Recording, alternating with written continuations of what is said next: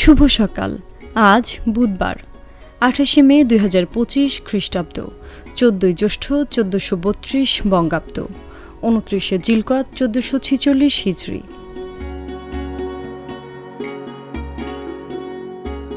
মাতৃত্বকে নিরাপদ করতে সচেতনতা বৃদ্ধিতে ১৯৮৭ সালে কেনিয়ায় নাইরোবি কনফারেন্সে নিরাপদ মাতৃত্ব দিবসের ঘোষণা করা হয়।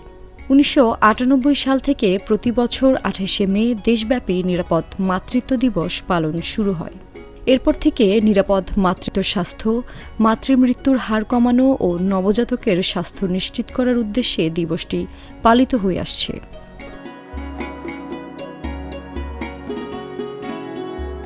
(১৫২৪ সালের আজকের এই দিনে জন্মগ্রহণ করেন অটোমান সুলতান দ্বিতীয় সেলিম।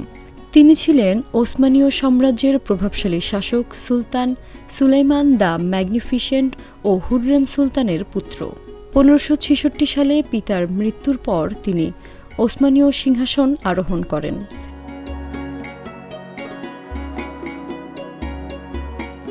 দ্বিতীয় সেলিম তার সাময়িক অভিযানে খুব বেশি সক্রিয় না থাকলেও তার শাসনামলে ওসমানীয় সাম্রাজ্য রাজনৈতিক ও অর্থনৈতিকভাবে স্থিতিশীল ছিল।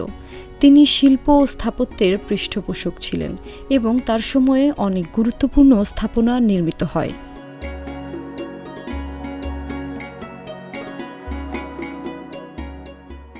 (১৯১৮ সালের ২৮ মে রুশ সাম্রাজ্যের পতনের পর আজারবাইজান ও আর্মেনিয়া উভয় স্বাধীনতা ঘোষণা করে। তবে ১৯২০ সালের মধ্যে সোভিয়েত ইউনিয়ন উভয় দেশকে দখল করে নেয়। ১৯৯১ সালে সোভিয়েত ইউনিয়নের পতনের পর আজারবাইজান ও আর্মেনিয়া পুনরায় স্বাধীন রাষ্ট্র হিসেবে আত্মপ্রকাশ করে।